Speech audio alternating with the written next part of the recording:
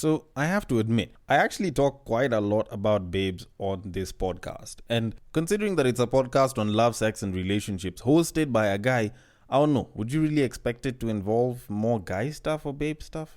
I don't know. Anyways, I'm not going to lie to you that this episode is going to be full of guy shit because it's mostly the babes and it's pretty much going to involve babies, baby makers, and even the sex that's in between. So let me not waste any time and kick things off from Russia, where Vladimir Putin has offered 1 million rubles and an honorary title to Russian women who get and raise more than 10 children. Now, I'm not going to lie, that does seem like a particularly interesting offer, and I do have to ask... Actually, no. Wrong question. That's not the question that I'd have asked. The question that I'd have asked is, how much do 1 million rubles equate to in terms of dollars? Which is actually about 16,000 US. Which actually isn't that much. For 10 kids, it's actually not that much in terms of dollars. Because, well, if you look at it from an American's point of view, and considering how healthcare is so bloody expensive in the US of A, especially when it comes to childbirth, you kind of think about it and you're like, $16,000 is like just one baby being delivered or some shit. Or it might even end up being more. So this seems like nothing. But maybe the cost of healthcare there is a lot cheaper. Like I know in Kenya, top 5 hospitals, this is probably the amount that you might end up having to pay if you have a total of about 5 kids. That's at like the most expensive hospitals, I think, which should be Aga Khan. If you're going to deliver in Aga Khan and it's all C-section, then yeah, if you're gonna have 5 kids, you'll probably be paying nearly this amount. 5 kids and maybe a bit here and there for like medication, and like maybe if you stay over for more than I think a day or 2, then maybe you'll be charged a little bit more, because it's about 280k for a C-section there. Like obviously that's probably the more expensive one and it can get cheaper the further you go down, but all in all, like that's actually not that much money. Plus, when you kind of think about it, that's literally just delivering. There's the cost of other things like getting baby clothes, diapers and shit. And that shit is just expensive as fuck. Like, if Putin was offering this shit on a monthly basis to these mothers, minus the title because you literally just need one, then that would seem like a much more attractive offer. I'd probably hit up the South African couple that had like 10 kids all at once and literally just tell them to just go straight to Russia and act like they just gave birth to all the kids there. Because the kind of benefits that they'd be receiving, like you're getting $16,000. Okay, it's actually $16,645 every single month. Like if that was the agreement, damn, like people would be having 10 kids there just for the fun of it. Like people wouldn't even be trying to stay faithful because it's the woman who's getting the title. All that they need to do is just find a nigga with good genetics and just shag the living shits out of him up until they can get like 10 kids from him or like from different niggas and shit. Because at that point, because as a dude, all you know is that you're just supplying kids, all you're going for is just asking for 50% of the cash and you will impregnate the babe. And niggas will actually turn this into a business, But it's unfortunate that it's like a one-off payment and not like a recurring one that comes like every single month. Kind of like that whole famous Iceland one that people were busy talking about a couple of years back. Because there was this whole funny rumor and story that went up online a couple of years back where it was apparently said that if you went and you impregnated a babe in Iceland, you would be paid, I think, $5,000 every single month or some shit. It apparently ended up turning out to be a hoax, but damn, if that shit was actually real, imagine the number of niggas that would just go to Iceland and they'll be like, you know what, I don't even want to work. I just want to fuck my babe and make sure she gets pregnant and gets kids because I want to make sure that my family is supported through the power of my nut or some shit.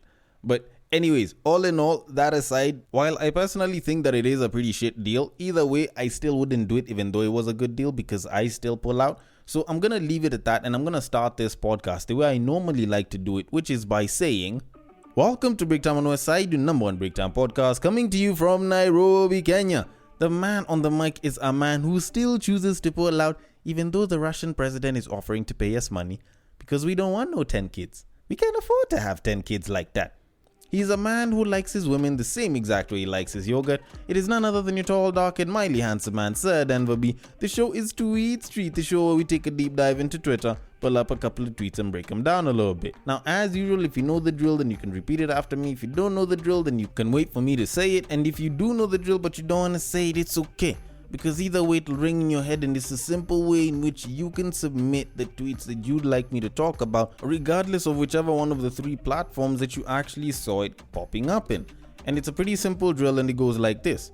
You see that tweet, you like that tweet, you want us to discuss that tweet, you send that tweet. You send it to the DMs of @BagakTheD, which happens to be my personal Twitter handle, and I will take it from there and I will handle it accordingly. On Facebook and on IG, it is @BreakTimeOnWestside, so you can send it right through the DMs there. The DMs are always open. Send it there. You can also say hi. You can also give some feedback if you like the podcast, if you like the entire show, or if you don't like it, if there's something you'd want me to change. And I'd be very happy to, take whatever it is that you've said into consideration, or not, if I don't really care. But anyways, all that said and done, if you are listening through an app that allows for ratings and reviews, a nice rating and or review would be highly appreciated. Y'all already know the drill, keeps me up on the charts and shit, and allows me to not lie to people when I say that I am a chart-topping podcaster. But anyways, all that said and done, we do have a bunch of tweets to talk about, and I mean a lot. But before I get into the main round of tweets, there was one that I found to be particularly interesting. Now, it was a scenario. It was actually a real life scenario that was posted up on Twitter at the @6brownchicks handle. And it was something that I found to be very funny, because normally whenever people talk about what it is that a babe wants in a guy, normally they don't look at it in the way that this scenario sort of played out. So let me just read it out for you. So it says, and I quote, "He's everything I wanted in a sex partner. He's 6'2", large hands and feet, bald, black and bearded. But he gave me oral for half an hour. I wanted to get to the main show and saw his micro penis. It didn't even tickle me. I've been catfished. What can he do to grow?" End quote. Now, I'm not gonna lie to you, this part was very, very interesting. Now, it's one of the main issues whenever it comes to what babes say they want in a guy, of which, first of all, I've never really seen or heard of a babe who says, you know what, I like a guy with big feet. I've never heard that in my life. But that one's sort of like a little thing, no pun intended. And I'll sort of leave that one aside. But normally whenever us guys are talking about what it is that we think babes want, or whatever it is babes usually say they want, and guys, usually we simply conclude that whatever it is that they want comes down to about 2, maybe 3 guys more or less rolled up into one. But now here's the part that sort of sounds like an interesting twist. Now this story actually continues on the thread. Now the 6brownchicks Twitter handle also updated the story, and they said, and I quote, "Update. This is so bizarre. We called the advice seeker. The 6'2", bald and bearded black guy with the micro penis was born female. He confessed that he had a fat transfer to the labia. There is no penis. That's just a fat pussy. They broke up this morning. She may do a TikTok about it." End quote. Now, this is the interesting part. Never at any point did I ever think to myself, you know what, whatever it is that babes want, minus some of the physical features they'd like on a guy, is stuff that they get from other babes. So essentially, the woman wants to date another woman. It's never occurred in my head. And this is one of those interesting scenarios where you hear a babe starting with, "He's everything I ever wanted in a sex partner," and then they get to a point and they're like, "But," even without the sex partner, when it's like, even when it's just a partner, they usually have that thing where they're like, "But," and that "but" is usually the interesting bit of everything. But I'm not gonna lie, I kind of feel sorry for both of these cases, or at least both of these people, because for this shorty, like, she's pretty much going through whatever it is us guys go through whenever we have this fine babe, and we've been wanting her for such a long time. We've been trying to slide into those DMs, we've been trying to holler, and she's either with a nigga and she's not gonna cheat, or she's unavailable, or he just can't get close. And finally, this fine shorty that we've wanted for such a long time, whose picture we've probably beaten our meat to, finally says yes. And then when we finally get that chance and the clothes come off, then all of a sudden it just becomes a shit experience. So probably the pussy too big or some shit, or probably she's just absolutely garbage in sex. In terms of, her participation, she just lies back and forth. She's pretty much either on her back or on her belly or some shit, or she's just uncooperative and all. So while you're doing all of that and you're shagging and you're a dude and you expect it to perform, you're still doing it, but deep down in your heart and at the back of your head, you're like, I honestly can't believe that I went for so long and I wanted this babe so bad just to get such shit sex. Because you kind of think about a scenario of this shit happening. Shorty's seen this nigga, she's like, you know what? Oh, I want this nigga inside me so badly. And then dude is there, is pretty much, doing his thing. Actually, I'm not even sure if I'm supposed to call dude a him or her or some shit. She's like a he guy or like, a he girl or some shit. I don't know. I'm not sure. I'm just gonna go with dude. So dude is over there. He's busy doing his thing. Knew how to touch her right because female. And at some point, when this guy's supposed to put it in and Shorty's busy enjoying the mouth talk, she's like, oh my goodness, oh, I want you inside me so bad. Then all of a sudden, dude is like, oh yeah, you want me to put it in? And Shorty's like, yeah. And then nigga goes ahead to put it in. And at that point in time, he's like, oh, you like that? And then Shorty is busy wondering what this nigga's talking about. She's like, oh yeah, put it in. And nigga is like, it's already inside. And then Shorty has to stop for a second and be like, hold up, wait, what? And then she looks and this guy takes a step back and then she sees a micro penis. Well, it's technically not a penis, but a micro penis. Like, that shit must have been painful. But I also kind of feel sorry for dude as well, because this guy probably hasn't gone through this just once. It's probably been a couple of babes. So I feel like his best bet would probably be dating a she-male. A chick with a dick and shit. Not because I have anything against him or, I feel like with someone who's probably also gone through gender surgery like that, they might probably understand each other and they'll probably be a bit more understanding. But anyways, all in all, that's just me. I'd want to know how you'd sort of picture that entire scenario yourself as I leave it from here and I move it on. So on to our very first tweet of this episode.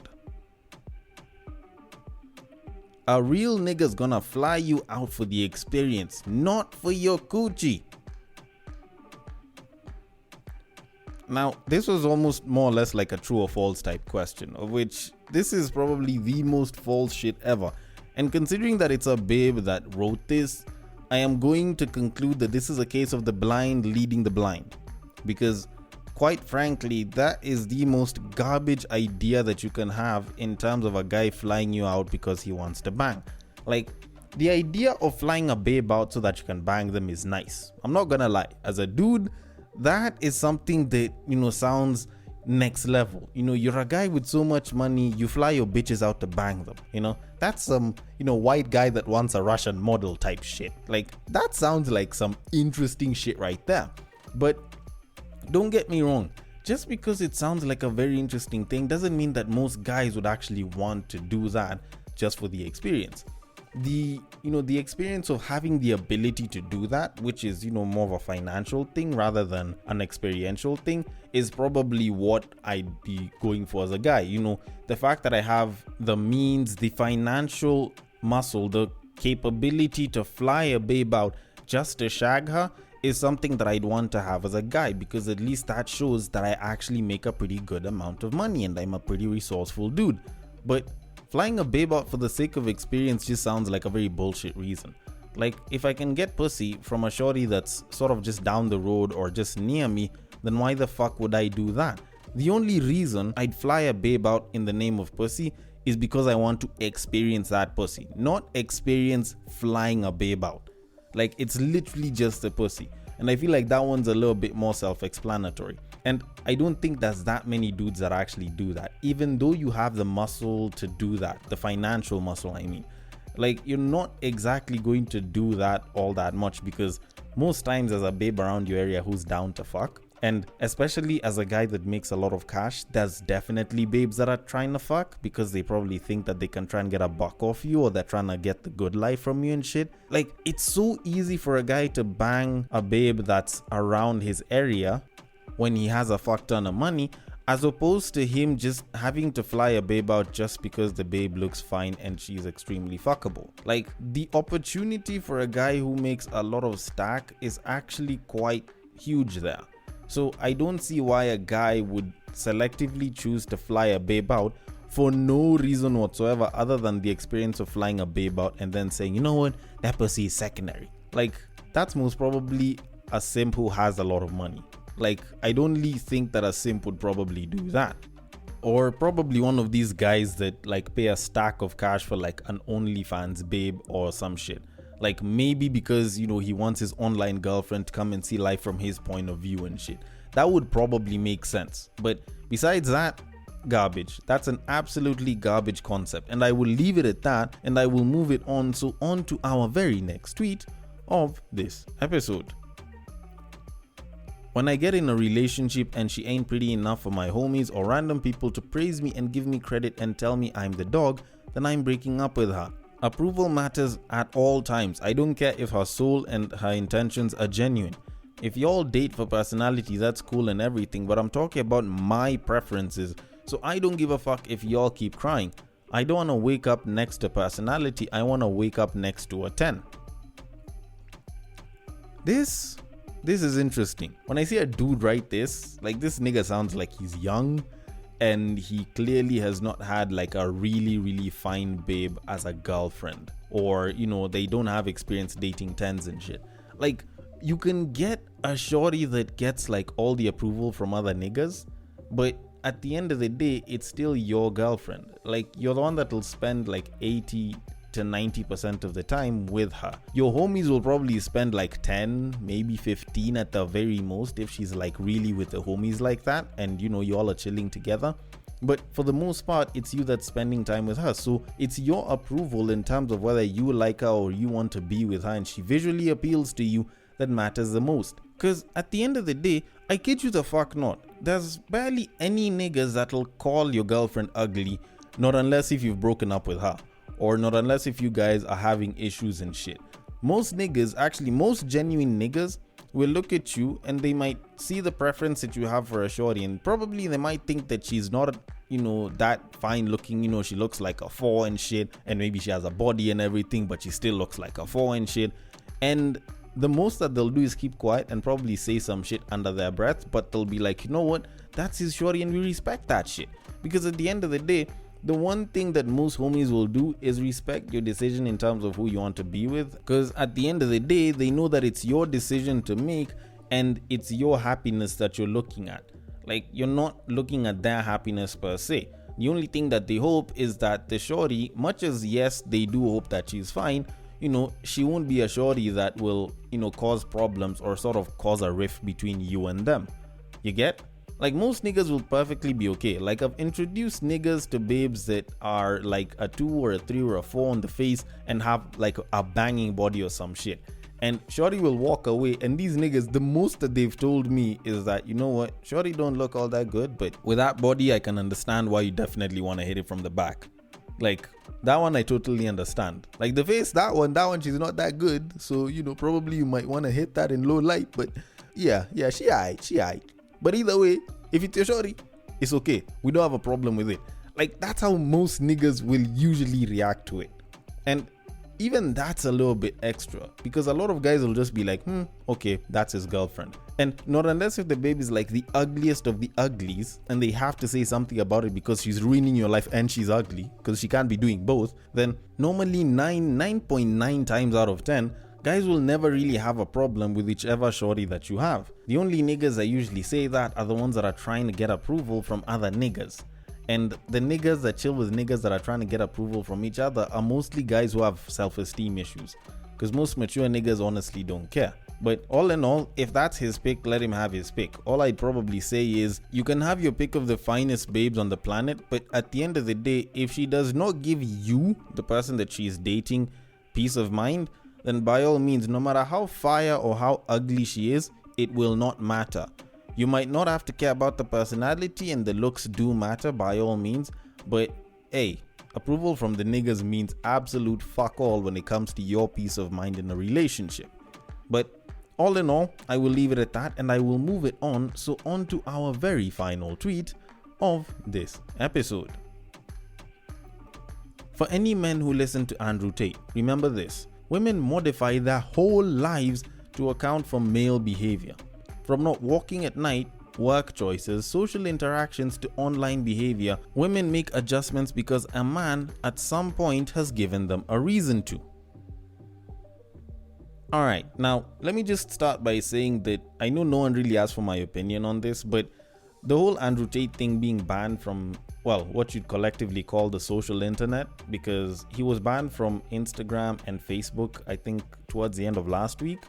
And I think by now, as of the time of this recording, he should either be banned or they're sort of working on getting him banned from TikTok and or YouTube. And personally, I feel like that was a very drastic move. That wasn't something that should have been done like that, in my very humble opinion. Because to be very honest, I personally do not agree with everything that he says. Hell, there's a lot that he says and there's a lot that he said that I don't agree with.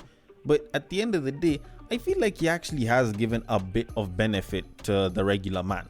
A lot of the young boys, a lot of the young men that do listen to him, that did listen to him, sort of gained to a certain degree, because there were certain fundamental principles that he pushed that I think a lot of guys need to continuously receive nowadays, because there's a lot fewer father figures that are there to sort of tell them, you know, the whole make sure you work hard, work on your money, try and build yourself up and better yourself in every way possible, is something that I think more and more guys should be getting. And it's something that a lot of guys are missing nowadays, because there's a lot fewer people with a lot fewer dads and father figures in their lives. Now, all that said and done, while a lot of woke people, a lot of feminists, a lot of babes in general found that what he was saying was very, very dangerous and bad, I feel like most of it was comedy and, you know, just a way of trying to grab attention on the internet, because you need some of the wildest, most extreme shit to actually get like super relevant super quickly on the internet. And this guy went and he did that. Like, by most people's estimates, this guy was actually pretty genius in terms of his marketing. And I feel like the problem wasn't even what he said, it was the fact that this guy had so much reach for what he said. Not even what he said, because this guy was literally the most famous person on the internet for the past, I think, 3 months or some shit, if not more. And that kind of angered some people and they pushed for him to get banned. And, you know, there's obviously the whole, you know, terms and conditions that he violated and shit. But all in all, I feel like there was still some level of pressure from the woke people. But all in all, back to the tweet in general. Sorry, I sort of went off a little bit. Back to the main tweet. Now, I have one very big problem with this. First of all, the whole idea that women modify their whole lives to account for male behavior is right, but also very wrong. Like, a lot of the shit that this guy is sort of alluding to is stuff that is a problem with society and not just guys. Because when you look at walking at night, that's a societal issue. That's crime. You know, crime is perpetrated not just by men, but men and women. Like, female thieves exist. I think people just forget to acknowledge that. The work choices, those ones are primarily chosen by the individuals themselves. Most people nowadays aren't pushed into a certain field of industry primarily because they don't want to interact with guys or some shit. Like, I have never in my many years of existence on this planet heard a woman say that they could not go into a certain field or career because it was dominated by men or because there's a lot of guys in there and shit. Like, never in my life have I ever heard such a thing. Now, social interactions and online behavior, hey, it's the babes that usually bring each other down. Like, guys usually do something there, yes, but babes mostly do that by themselves. The people that will give the body shaming are babes themselves. Guys don't do that as much nowadays. We just keep quiet or we just make fun. So, all in all, I feel like most of these adjustments aren't even because of guys. But at the same time, guys also make adjustments because of babes. You know, the whole thing with consent and, you know, how much is too much and how much is too little not being very well known. We've had to make adjustments because of that. Prenups, adjustments because of babes. You know, the divorce rate and the fact that 70% or is it 80% of divorces in the West are initiated by women is part of the reason why a lot of guys do not want to get married right now. Like, niggas are choosing to just go and impregnate a babe and decide whether they want to stay with her or not. Like, those things are stuff that exists because of babes. Having individual bank accounts and hiding their wealth is also something that's been initiated because of babes. Like, that's some shit that exists because of women. And that one I can place primarily and solely because of women. And while guys can take some blame for whatever it is that this guy is saying, I will admit that a good majority of most of the shit that I've mentioned is primarily because of women. Not even some women, but a good chunk of women.